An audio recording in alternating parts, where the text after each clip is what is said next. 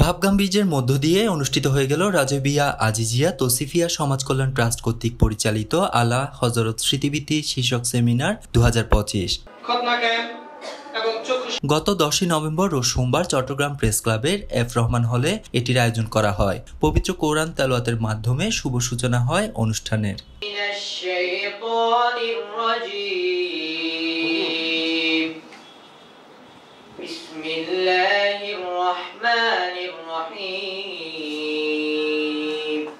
আল্লাহ হযরত স্মৃতিবৃত্তি পরীক্ষার প্রধান পৃষ্ঠপোষক আলহাজ মোহাম্মদ জাহাঙ্গীর আলমের সভাপতিত্বে হাফেজ মাওলানা মোহাম্মদ আবুল বশরের পরিচালনায় এবং মোহাম্মদ গোলাম মুস্তফার সঞ্চালনায় অনুষ্ঠান উদ্বোধক হিসেবে উপস্থিত ছিলেন অ্যাসোসিয়েশন অফ অ্যালায়েন্স ক্লাব ইন্টারন্যাশনালের district governor Rotarian S M. Aziz.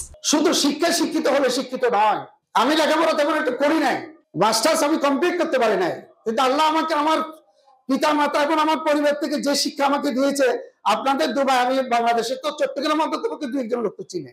প্রধান অতিথি হিসেবে উপস্থিত ছিলেন জামিয়া আহমদিয়া সুন্নিয়া আলিয়া মাদ্রাসার 16 শহর চট্টগ্রামের সাবেক অধ্যক্ষ আল্লামা সৈয়দ মোহাম্মদ অসিয়র রহমান আল কাদেরি। প্রধান বক্তা হিসেবে উপস্থিত ছিলেন কুমিল্লা বিভাগীয় বন কর্মকর্তা জিএম মোহাম্মদ কবির। বিশেষ অতিথি হিসেবে উপস্থিত ছিল পীরে তরিকত আল্লামা শাহ নূর মোহাম্মদ কাদেরি, অধ্যক্ষ আল্লামা হাসান রেজবি, মোহাম্মদ নাসির উদ্দিন, হাজী মোহাম্মদ ইব্রাহিম সওদাগর, মৌলানা মোহাম্মদ ইসমাইল রেজবি, একিউএম মুসলিউদ্দিন, মোহাম্মদ আব্দুল মান্নান আশরাফি, নূর মোহাম্মদ সহ অন্যান্য অতিথিবৃন্দ, শিক্ষার্থী, অভিভাবক এবং বৃত্তির সাথে সম্পৃক্ত সকলে।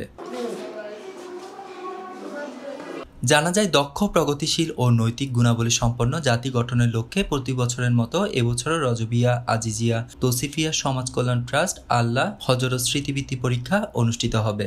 আমাদের যারা এই বৃত্তি পরীক্ষার পরিচালনা করছেন ট্রাস্টি বোর্ডের সম্মানিত সদস্যবৃন্দরা এবং চেয়ারম্যানরা আজকে উপস্থিত আছেন।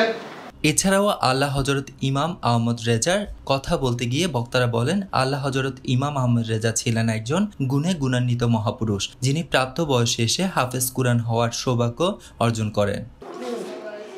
আকাশ বড়ুয়া, চাটগা টিভি।